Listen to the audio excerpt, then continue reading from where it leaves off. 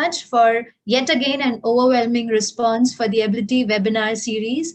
People from over 35 countries have registered for this webinar, and I'm pretty sure that people from over 30 countries are joining us today to attend this webinar. Today, we'll be talking about the causes and interventions for parents and professionals related to ADHD with Dr. Sudeepta Roy, who happens to be the founder and director of Silence Center from Surat. More on her a little later. This webinar series is brought to you by Ability. And for us at Ability, all carers of children with special needs, that is, you all are at the center of our universe. Our mission as an organization is to make things easier for you all. And one way we have been able to do this is through technology. And every child wants to thrive.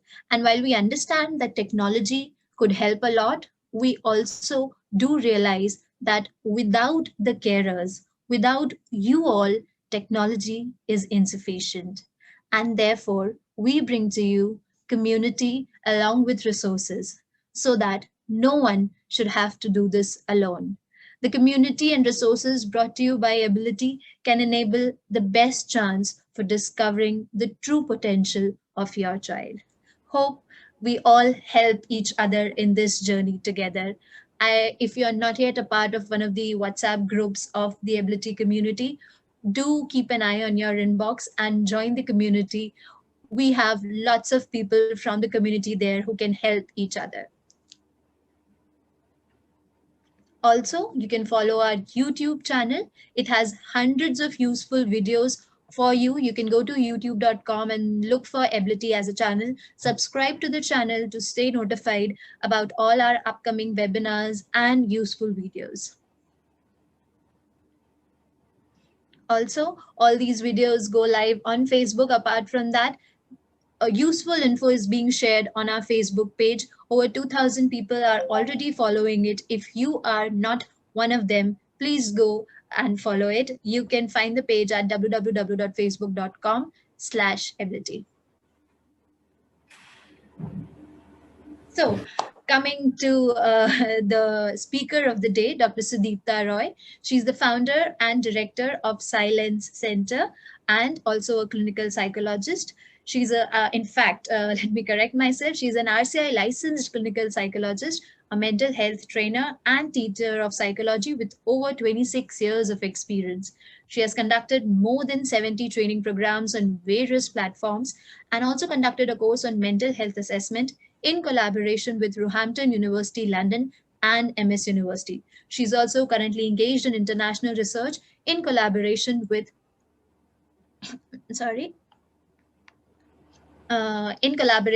University of Maryland, USA. So we are so elated and glad to have you with us here today, Dr. Sudeepta. Thank you so much for joining us. Thank you so much, Swati, for that warm welcome and words of introduction. I am so amazed at the work that Ability is doing, and throughout this lockdown period, it's been one of my passions to pursue the work of Ability through its webinars. I think you've done a great job reaching out to so many people and bringing them together and showing them the worth of technology. It's been a marvelous job what you've done. Yes. Thank you. Thank you so much. That's so kind of you. And without further ado, I would request you to take over so that all our listeners who are waiting to hear from you can get started. Yes. So I would like to start sharing my screen.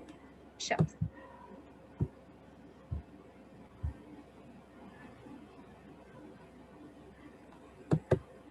Just give me a moment.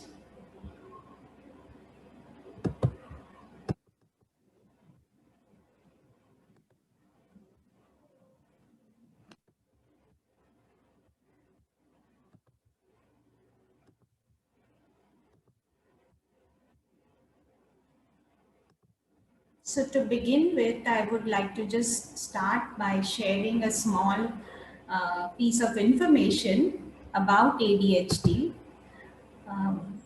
We are in a position in the current world and in this current scenario where we face a number of difficulties arising due to ADHD. And you may be surprised to know that being a clinical psychologist, one of the most common groups that visits us is the group of ADHD. It is a very challenging condition, and the sooner we bring help to parents and children with ADHD, the quicker we can bring a difference to their lives and help them through so many time tested interventions that are there that can sensitively help them to come out of their difficulties.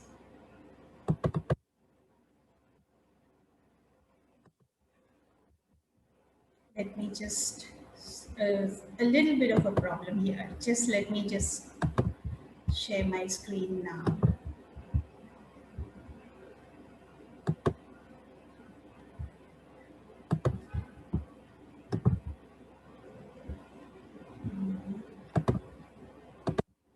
I'm so sorry for this delay. No worries, Dr. Sudipta. You can take your time. Yeah. Yes, yes. Oh, Can you see it's my there. screen now? Yeah. Yes, we can. Okay. So, as Swati said, I'm Dr. Sudipta Roy, a practicing clinical psychologist of 26 years. And now here my organization and me, we are bringing to you this webinar on attention deficit hyperactive disorder, commonly known as ADHD. Now, to begin with, ADHD is one of the most common neurodevelopmental disorders of childhood. And this itself is quite a complicated term that many of us may not really understand. It, what more can we see about this condition of ADHD? It is usually diagnosed in childhood and often goes into adulthood. Children with ADHD have different types of difficulty. One of them is difficulty in paying attention. They have trouble in controlling their impulsive behaviors. That is, they may act without thinking and they may be hyperactive or overly active. Let's understand the term neurodevelopmental and why do we say that ADHD is a neurodevelopmental disorder. So neurodevelopmental disorders are a group of disorders that affect the development of the nervous system, and this leads to abnormal brain function, which again may affect emotion, learning ability, self-control, and memory. The effects of neurodevelopmental disorders tend to last for a person's entire life. So it's not something that would disappear, and it is something that definitely needs help.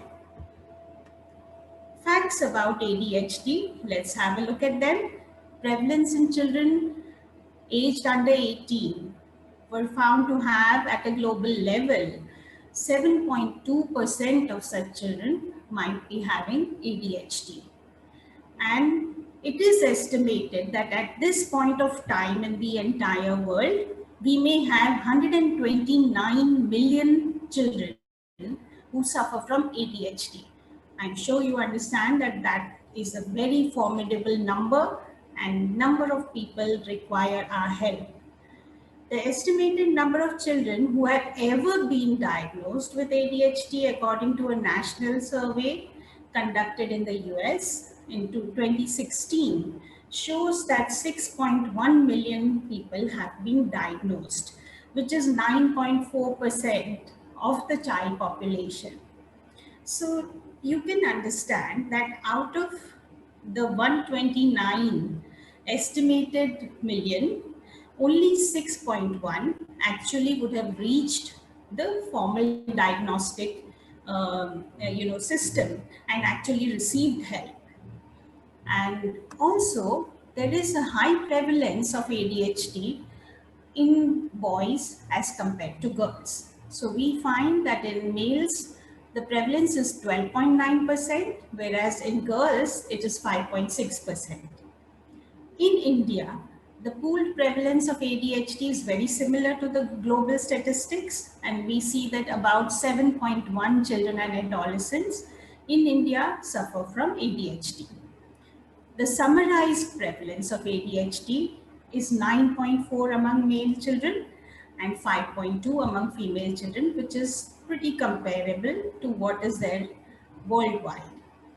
And apart from this, the estimated prevalence in children between the ages of 8 to 15 years is 7.6 to 15%.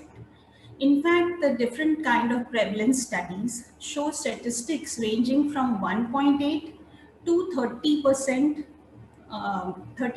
of prevalence in children. This is because diagnostic systems had varied for a long period of time, and the ways in which we assess and diagnose ADHD could be different. So why is ADHD a problem? One is that it appears in the ages of 3 to 6, and the common age of actually identifying ADHD is 7 years. On top of it, we find that this is a chronic condition. So 60 to 80% of children with ADHD continue to show symptoms till adolescence, and then 50 to 70% of children continue to meet the diagnostic criteria even in adulthood. So that means that people who suffer from ADHD would have an entire lifespan of difficulties, which is a very concerning fact. Now, people with ADHD often have comorbidities, that is, they have coexisting conditions, wherein we find learning disabilities, conduct disorder, anxiety disorders, depressive disorders, bipolar disorders, tics, and Tourette's. So you can see in the variety of statistics that we have almost 7 up to 50% of children with ADHD suffering with comorbid conditions. In learning disabilities, we see that children with ADHD are likely to have mathematics difficulties and writing difficulties. In conduct disorders, we see that a number of children who are diagnosed as having conduct disorders have a past history of ADHD. Anxiety is a commonly increasing phenomenon which is bringing children to our clinic right now, and it has a strong association with ADHD. And bipolar disorder, which is such a severe and debilitating condition, shows a high frequency in ADHD. Many of the kids who approach us also suffer from tics and Tourette's. How will you identify children with ADHD? It's pretty easy, I should say, because once you have an ADHD child around, there might be a lot of mess going around, and you may actually find that there is a hurricane all around you. Why? Because the child does not sit in one place for long, cannot pay much attention, maybe talks too much, gets distracted a lot, daydreams a lot, forgets or loses things, leaves things incomplete, is squirming and fidgeting, making careless mistakes, and having a hard time resisting temptations. I'm sorry that didn't get in. And they have trouble taking turns, they have trouble playing quietly, they have trouble in getting along with others. So you can see that a wide range of diagnostic features emerge in people with ADHD. The best way to think of ADHD is not as a mental disorder, but as a collection of traits that define a way of being. This is a quote that I have taken from Edward M. Hallowell. How would we go ahead to diagnose ADHD? These are important things because a number of people tend to mislabel ADHD. And there has been a lot of scientific literature criticizing the fact that ADHD may be overdiagnosed in people. So now in DSM-5, we have very clear-cut criteria, and it says that there must be a persistent pattern of inattention, impulsivity, or hyperactivity. There must be 6 or more symptoms in each criteria, in each category of ADHD. Those symptoms should have been present for more than 6 months. The age of onset of the condition, which was earlier given as 7 years, is now given as 12 years. And these symptoms should be present in at least 2 settings. That is, if the child is hyperactive, it should not only be at home, but also at school, or also when he's playing in the playground or during breaks and other activities that they participate in. We must also be careful to check whether the ADHD is causing impairment in occupational, social, academic functioning. Now, ADHD has 3 main types. One is the inattentive type, the other is the hyperactive impulsive type, and the third is the combined type. Now, the symptom clusters of ADHD generally are classified by people, that is informally classified, as the inattention cluster, the hyperactive cluster, and the impulsive cluster. But if we are using a formal diagnosis, then we will be classifying them as inattentive type, hyperactive impulsive type, and combined type. You can see that combined type people are the maximum. Inattentive is only 30%, hyperactive impulsive type is only 9%, whereas combined type is about 61%. So the hyperactive impulsive ADHD, thank God, we are a little low, because otherwise we would have terrors running all around us. Because when we have people in our clinic with ADHD, we have to save all the stuff on the desk, all the stuff in the cupboards, because in few minutes everything can be on the floor, or maybe a couple of things might break too. To diagnose ADHD according to the DSM-5, as I told you, we have 3 categories: inattention and hyperactive impulsivity, and these are the symptoms that we have to check for. In inattention, we need to check whether the child shows a lack of attention to details, makes careless mistakes, has difficulty sustaining attention, does not seem to listen, does not follow through on instructions, has difficulty in organizing tasks and activities, avoids sustained mental effort, loses and misplaces objects, gets easily distracted, or is forgetful in daily activities.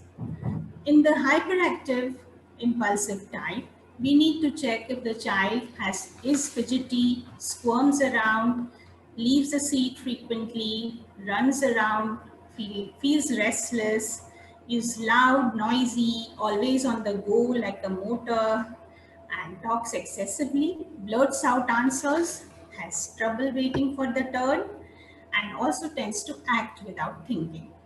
So that's a number of features. You can see that there are roughly about 10 in each, and out of the 10, at least 6 should be present if you want to diagnose ADHD. Why does this happen? I think a lot of you must be wondering that what is the possible cause of ADHD? Now, the fun part is that the exact cause of ADHD is not known, but there are several theories, which includes genetic, neurobiological causes, child rearing methods, environmental agents, and dietary factors like allergies from common foods and additives.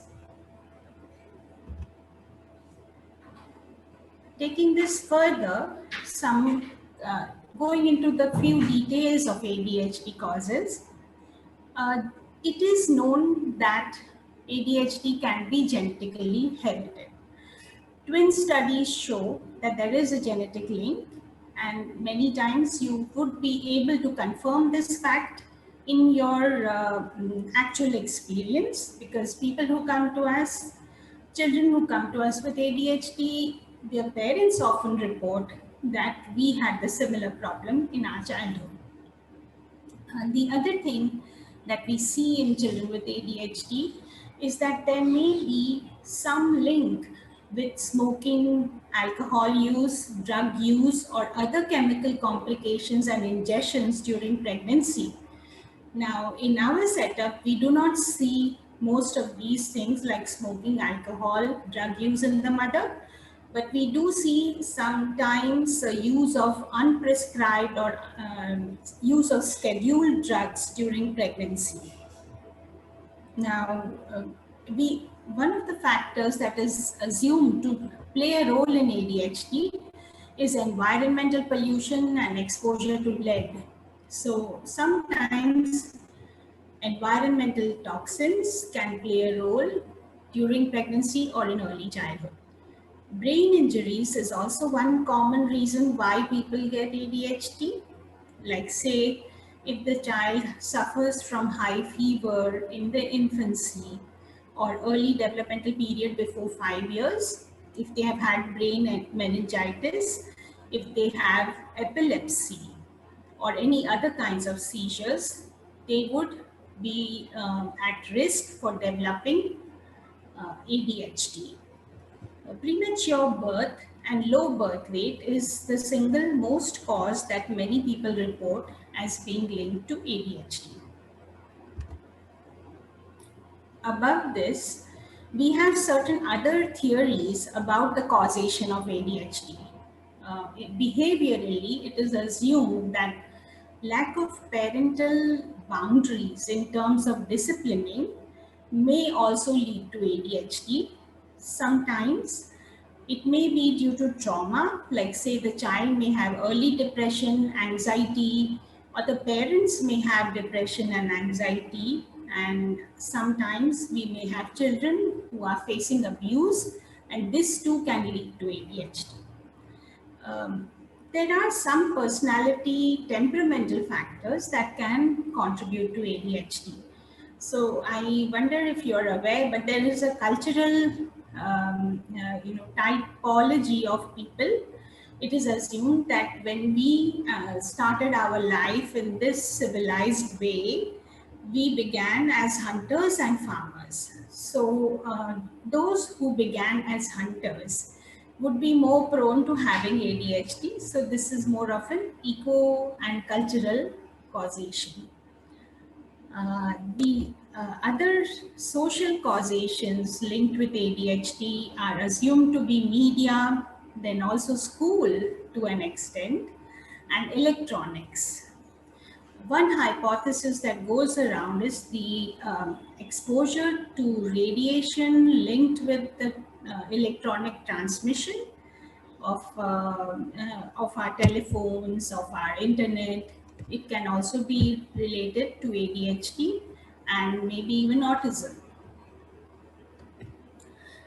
So getting into the brain of an ADHD person, it has been seen that there are alterations in blood flow to various areas of the brain in people with ADHD when we compare with people who do not have ADHD. This includes a decreased blood flow to certain prefrontal areas, which is the front area of the brain.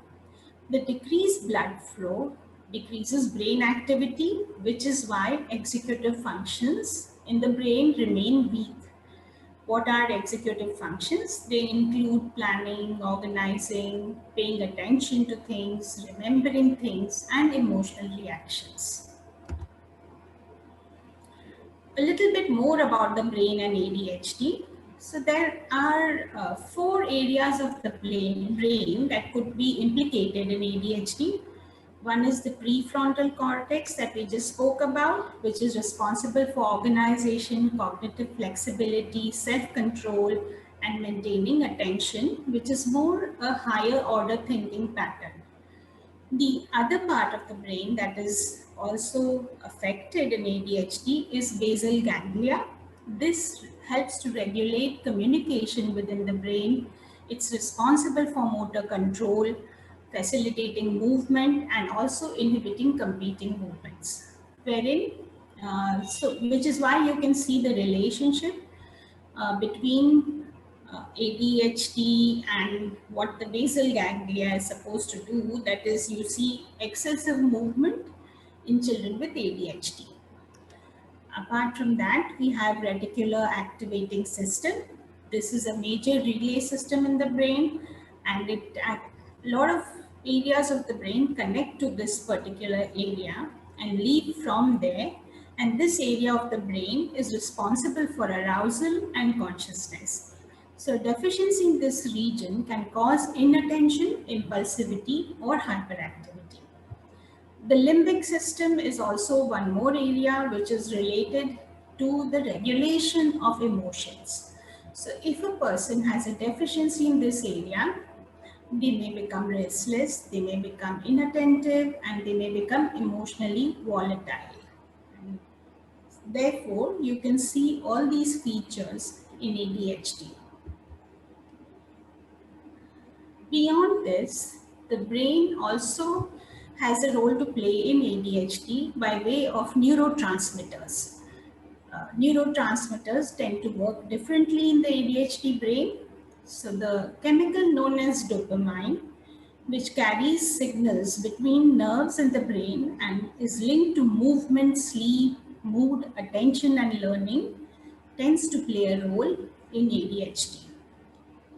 So you will, those of you who are from the mental health field will also recall that dopamine plays a role in psychotic disorders. So people who have psychosis have mood disturbances, and also their sleep gets kind of affected, and they may be overactive. What can we do to treat ADHD?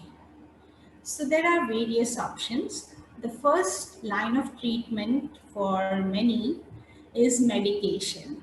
And the medication that is used for ADHD is a stimulant type of medication. It also includes various types of psychotherapy, in which behavior therapy and neuropsychological training is very important.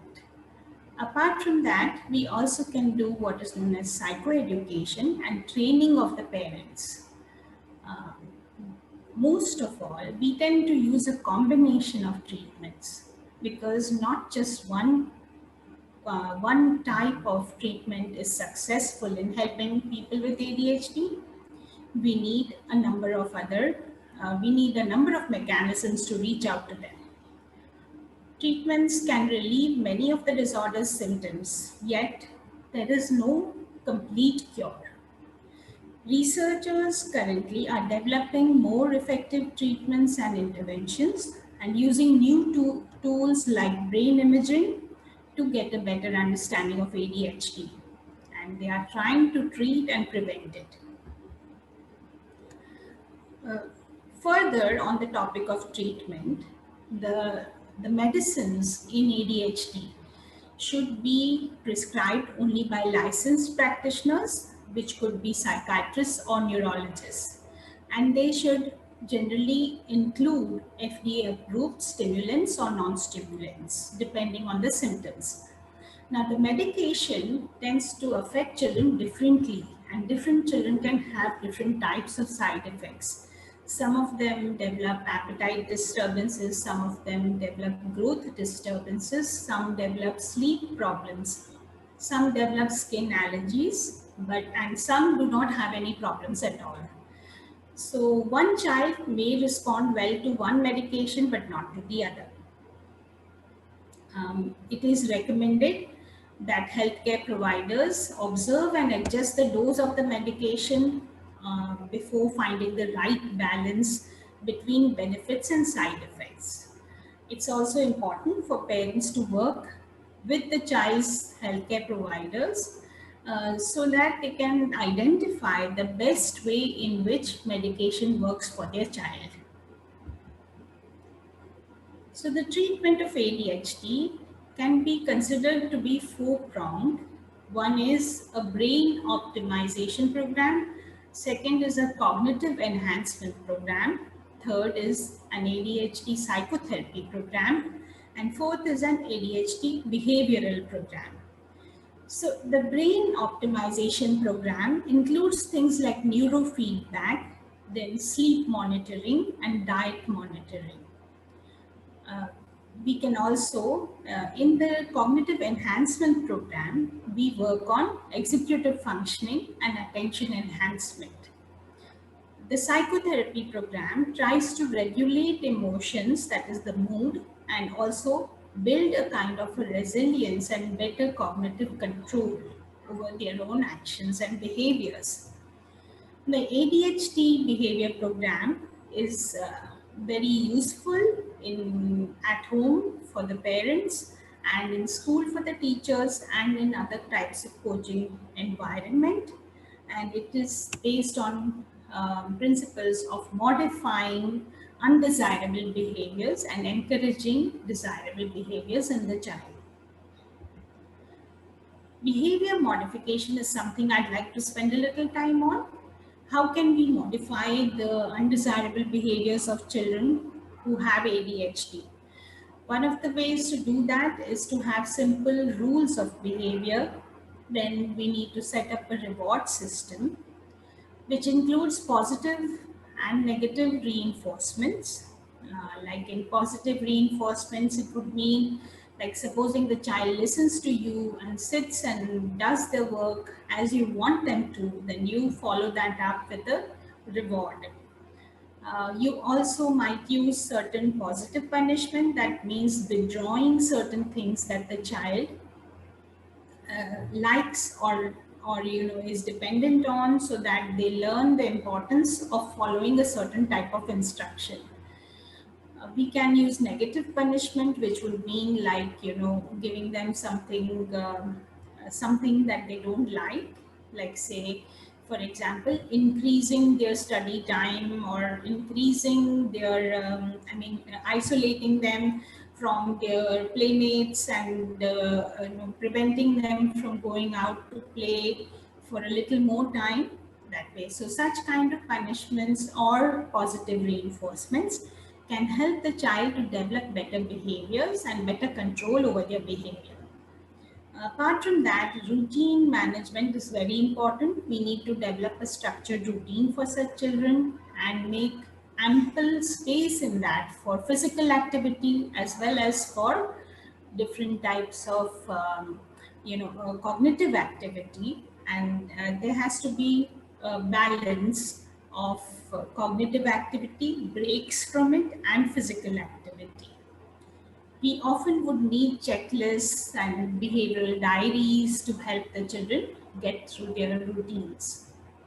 We can, as parents, we would need to be good role models and not preach down to them and lead by example, that is, show them the right way to behave rather than expecting them to follow what you say.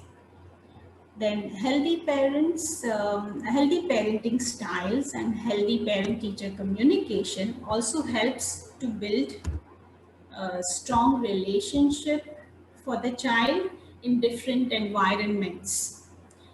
So often it happens with a child with learning with ADHD that they get unnecessarily labeled and pinpointed for different types of mistakes that might happen around them. Like we had this one child who was only 6 years old and had been suspended from school because he shut the door, a gate of that went up to a staircase.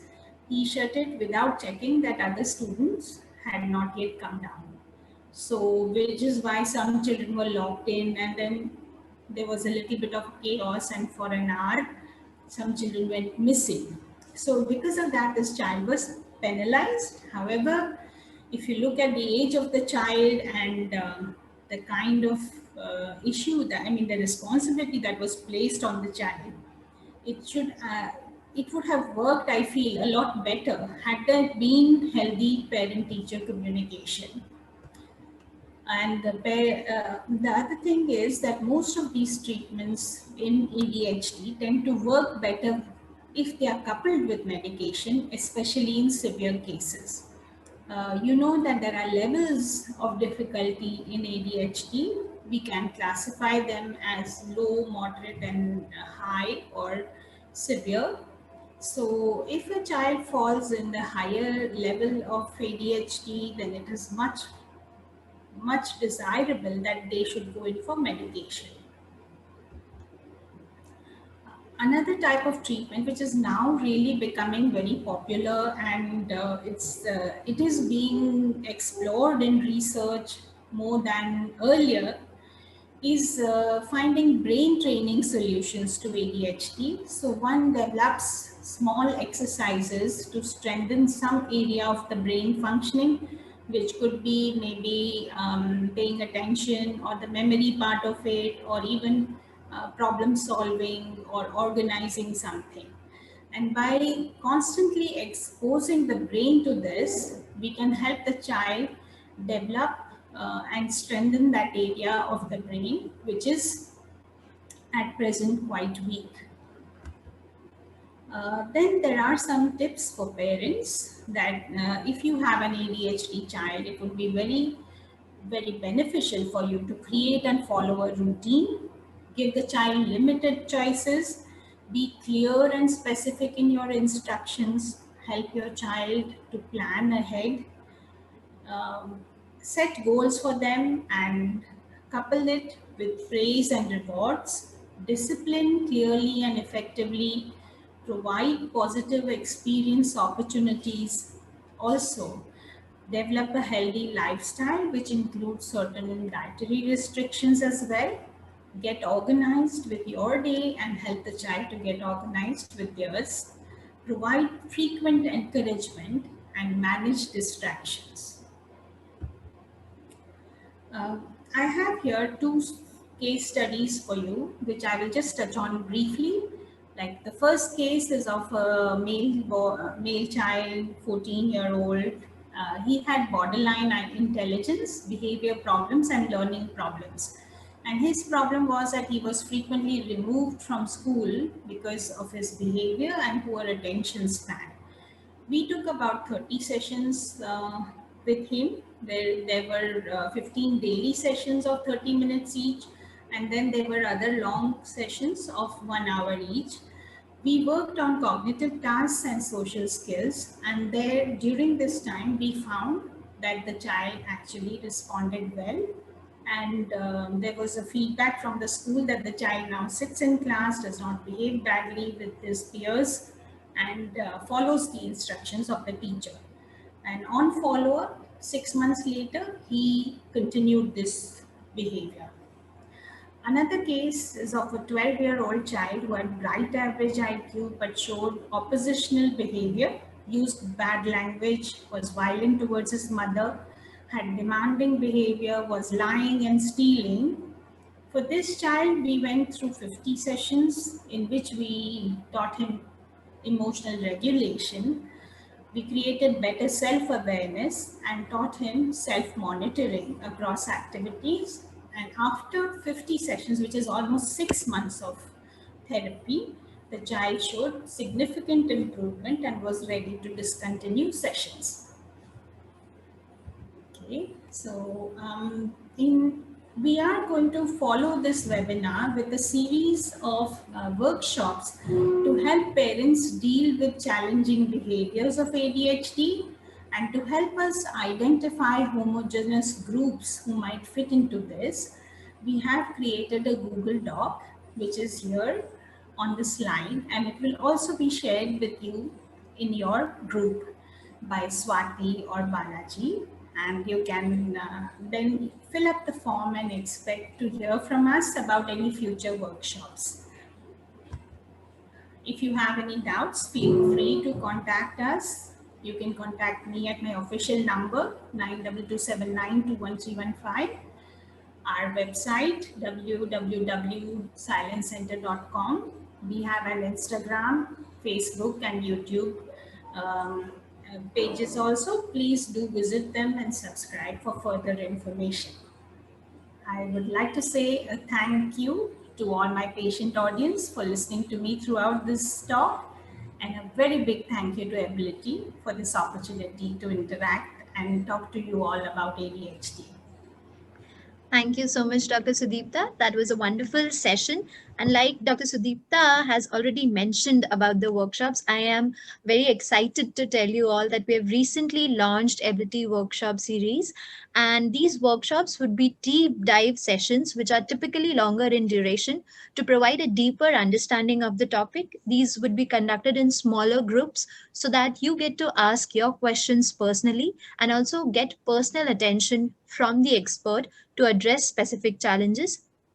It will be conducted in groups, and therefore you get to experience learning together with other people who are facing similar challenges. So when other parents or professionals ask questions, you get to learn from them too. And of course, it will not just be a live session, it will also include resources. You will get access to resources which are specific to your needs and support from the expert, of course, during the workshop. It goes without saying. And on that note, I would like to inform you all that we are announcing a workshop by Dr. Sudipta on 6th of January. The topic for that workshop would be, how can I get my child with ADHD to listen and cooperate? I repeat, the topic for the workshop would be, how can I get my child with ADHD to listen and cooperate? If you're interested for the workshop, our team members would be sharing the link to a landing page in the chat box shortly. You can visit the landing page for more details and also register your interest. Thank you so much for listening to Dr. Sudipta. This was such an amazing session. And now let's quickly move to the Q&A segment, because a lot of participants have asked us a lot of questions, and I'm very sure that they're very eager to hear from you. So the first question that we have in the list, Dr. Sudipta, is, what is the relationship between ADHD levels and IQ level? A lot of participants have asked us this. So, mostly children with ADHD have average to above average IQ, and many of them actually have above average IQ. However, in some cases where brain damage has occurred, we may find ADHD in children with intellectual disability, especially those who have a post-encephalitic sequelae, or else some of them with, as I told you, epilepsy, and also the treatments for epilepsy have ADHD as a known side effect. So often this might create ADHD in children with intellectual disability also. Yeah. Right, right. Hope that answers your question, people. The next question in queue is, how to make my child with ADHD listen to me attentively. That seems quite similar to our workshop topic, but if you could answer that for us briefly for our Okay, so, participants. yes, yes. So just a little bit of a tip out here, that one of the things that you need to do when you want your child to listen to you is that you have to stop doing whatever you're doing, turn to them, meet them at the eye level, and then convey your instruction and in as short words as you can. So that is a good start to begin getting some cooperation for, for your instructions from your ADHD child. Yes. Definitely. Yeah. Hope that would be helpful. And for more such strategies, do register for the workshop. I think so you'll get some more practical tips during the Yes, workshop, yes, which yes. can help you for better results. Okay, moving on to the next question. How can we make the children with ADHD channelize their energy? Like you already discussed, they have so much of energy. So what are some of these strategies to channelize that energy? Yes, so channelizing their energy, I'm so happy that this question came up, because channelizing their energy is extremely important. A lot of these children are so lost because they have excess undirected energy. So, one way to deal with that in the daily day to day routine is to introduce structured physical activity in short breaks. So you first have to check what is the baseline of attention for your child, and just with the baseline is covered, like supposing your child is attentive for 10 to 15 minutes and not more than that. So just after those 15 minutes, you need to introduce physical activity. Now, this depends on what you want to follow it up with. Like, say, after this, the child is required to sit down and concentrate in class. So, in that case, we have to do something that is a little more strenuous so that the child calms down after that. So, this could include things like doing jumping jacks, then making the child run 5 rounds around the house, then maybe skipping. You can make them skip on a rope. Then if you have playground access, then you can make the child do calculated numbers on each play structures at different times. And so you need to vary the physical activity and introduce certain physical activities which are within the home and some which are outside also. So, like some good games, outdoor games and sports that a child with ADHD can take up is swimming and athletics, and also maybe tennis and tennis, table tennis, and you can also do gymnastics and skating. So these are something that are really energy using for the child, and that only can help them to expend their energy. Yeah, Beautiful. yeah. Yeah. Wow, such great strategies and techniques. The next question in queue is actually very much related to the last one, I feel. So, a lot of parents are asking, can management of ADL, that is activity for daily life, we generally address them as ADL skills, be effective for reducing ADHD? So actually, ADL is not much of a difficulty for many children with ADHD. So ADL training is not a type of intervention which is generally required in ADHD. Right. However, there are certain types of deficits that the child might show. Like say a child with very severe ADD, that is attention deficit without hyperactivity, may be slow across all the activities. So that's not because they can't perform it, but because their attention got distracted before they completed it. So that doesn't require ADL training. It requires cognitive retraining more than that. Yeah. Sure, So I sure. don't know if I made myself clear. What I'm trying to say is that ADL training is not much required in the case of ADHD. Other types of training are more important. Yeah. Sure, sure. Yeah, that's pretty clear. Okay, moving on to the next one. A lot of people are curious to know if there is a relationship between food and ADHD, and if you could suggest any dietary related changes which are most commonly required to help children with ADHD. Yes, that is also a very pertinent question out here. Now, there are many conditions where dietary recommendations don't make much difference. However, in the case of ADHD, dietary changes do make a difference. So, what can we really include in their diet? More than include, there is an exclusion criteria out here that you need to exclude sweet things and things with preservatives and added food coloring. So the less you have of it will channelize or calm down the hyperactivity of the child. And this is especially important for those children who are in that 9% that I spoke of, the hyperactive impulsive type. So they definitely need some dietary changes, and a lot of parents with this group of children will say that they prefer sweets and they keep seeking sweets. So the reason for that is that they are hyperactive and they keep on using large amounts of energy, and there is a motor restlessness. To maintain that motor restlessness, the body keeps craving sweet actually. Right, So until we avoid sweet, we won't be able to help them.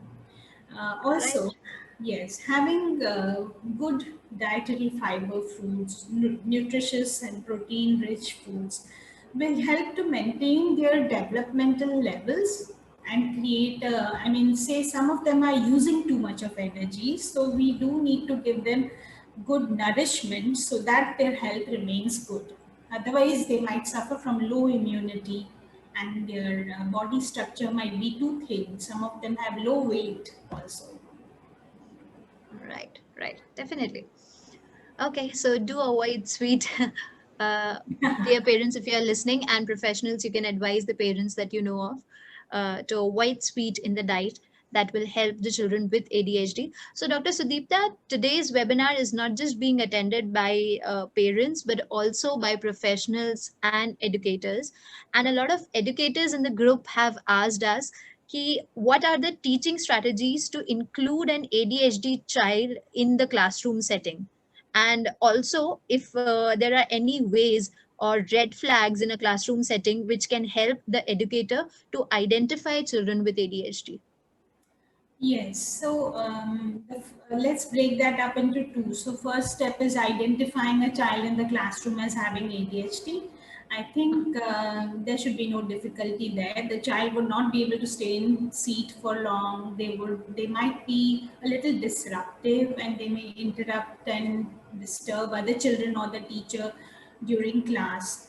They may often be found roaming around in school or in the classroom, and then also they may be fidgeting all the time when class is there, and their work remains incomplete. So these are some of the things that you might notice. And apart from that, the next thing was that how can we be inclusive towards such children in the classroom. So to do that, we need a classroom with minimum distraction. So usually our tendency is to have nicely decorated class with bright colors around. Now, these are generally not very advisable if we have ADHD children. So we need to keep them in a corner with least distraction. So even if you may have a very well decorated classroom, you need to keep your ADHD child in a corner which has minimum stimulation.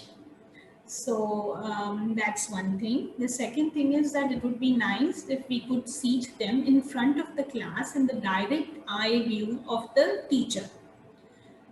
The third thing that we need to do is to give them constant reminders to do what they have to. Now, many teachers feel that, okay, I have a class of 20 and 40 kids, so how will I really attend to this one person?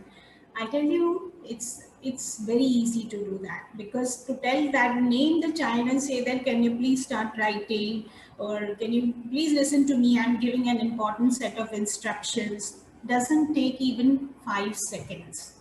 So it's pretty easy to actually reach out to them and give them the right kind of cues that can help them to focus on what they're doing. The next thing that teachers can do is to assign some small responsibilities that involve moving around. Like, say, if the teacher wants to distribute things to the class, then they can give it to the ADHD child and say, please go around and give them quietly. So, getting them to do things quietly is tough. Getting them to do things is easy, you can say. So, if you just make your instruction clear, you will find that they do it, and praise them for doing it properly. And then the next thing you need to be careful about is if they are into any disruptive behavior, then managing that in an inclusive way requires the help of a school counselor. It's not something that you may be able to do completely by yourself. However, at least not labeling them, letting them know that you care for them and that you are not, sometimes we get a bit disturbed by the child who's behaving in a disruptive manner, and that makes us feel negative towards them. It's important to maintain positive feelings for the ADHD child, because it's not that they're doing this intentionally. They're doing this out of a certain problem. So if you keep that in mind, then I think you'll be able to deal with your ADHD children much better. Yes. Definitely. That's very valuable piece of advices that you have shared out here, Dr. Sudipta. I hope all our educators and teachers are listening and it helps them in some way or the other. Okay, moving on to the next question. People are asking if you could suggest them some home interventions for children with ADHD, which could help them focus better and stay more attentive, especially during these times when COVID has hit and almost everything has moved to virtual learning platforms. Yes, yes. So, see, the thing is that at home, when you need to have, as I said, a very good set of structured activities planned for your child. So, you should know what you want your child to do when they have a break between class, what you want your child to do before they go into class. So, like, your food has to be at a structured time. Then you tell them to do a certain physical activity like jumping in a spot, uh, maybe 50 times or 100 times before they sit and listen to the teacher. After 20 minutes, you can check whether they are still attending, and if they are not, you can take the child off for 5 minutes, make them run in the room 2 times, 3 times, and then get back. They can also doing this. Oh yes, pranayam techniques are extremely useful in children with ADHD. So doing Omkar chants or taking deep breaths also helps a child with ADHD to focus better. So uh, these are some of the things. There are some activities that you need to do at home with your child, like sorting activities, then making them do mazes, making them do coloring, then cutting, pasting, and craft. These things are things which increase attention span, and keeping puzzles in the house. These things are generally very effective in increasing attention span. Apart from that, there are certain websites like on which you have brain neurological games, which can be used to increase attention span, to increase organization ability, to increase memory, and so many other aspects of your brain functioning. So you can either download an app of that kind or enroll on a website and make sure that the child does those activities for a set amount of time every day, which could be something like 20 minutes to 45 minutes. Right. Sure. Hope that helps, dear parents. Yes. Okay, since we are running short of time, I would be taking two last questions. Our chat box is full of questions and also praises for you, Dr. Sudipta. Hope you are reading it. I would like to once again repeat that if you are interested to hear more from Dr. Sudipta, you can register for the workshop that is scheduled on 6th of January. The link for which is floating in our chat box. So yeah, you can have a look at the landing page and register your interest. Okay, moving on to the last two questions. I have picked the most commonly asked questions from the participants. Now, this is a particular one from Golda May. Golda, I hope you are listening to us. She is asking, how will the community understand children with ADHD? If you have some specific comments on that, because some people blame their parents for handling this condition irresponsibly whenever they take their child with ADHD to a mall or any other public place for that matter. Yes, yes.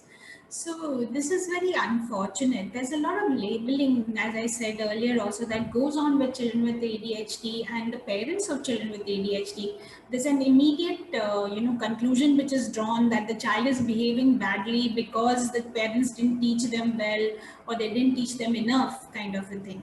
However, this is far from reality. A number of parents try extremely hard to, repeat their instructions again and again to the child with ADHD. They also try to teach and inculcate the values and, the correct, appropriate behavior for different setting. But still they fail.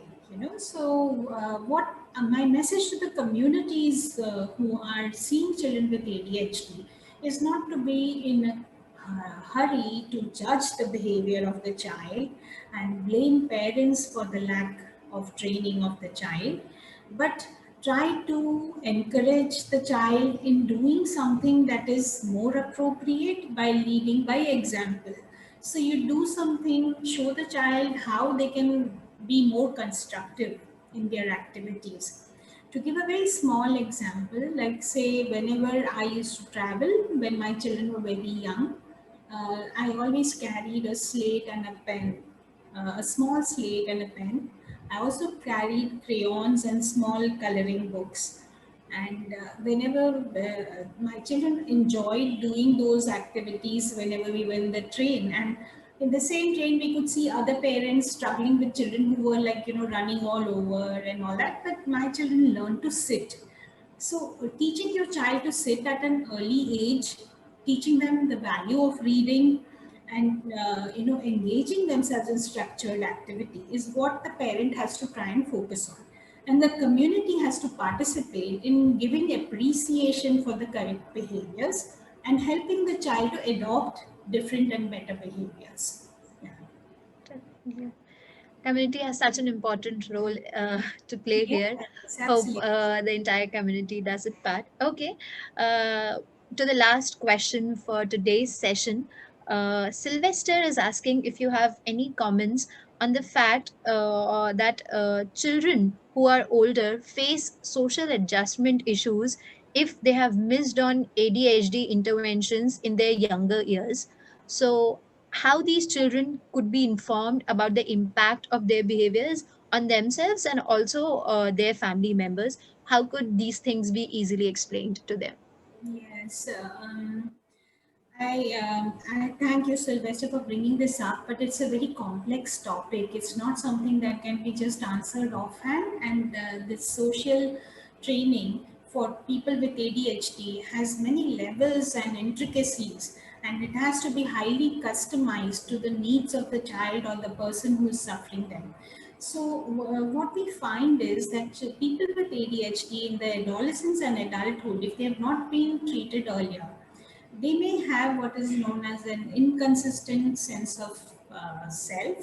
Second, they have good social judgment. They may be socially disinhibited, and they cannot process social information correctly. So, because of those things, they end up having poor relationships with others. And we need to break this up into small bits, like in a task analysis, and then train them in a way through social skills training, and then help them to adopt those things. And the other way to do that would be to take up segments of cognitive lapses that are that are part of impaired social judgment, and then work on enhancing those. I'm sorry if that sounds vague, but it's a little technical. Yeah. Yeah. Hope that gives you some idea about your question, Sylvester.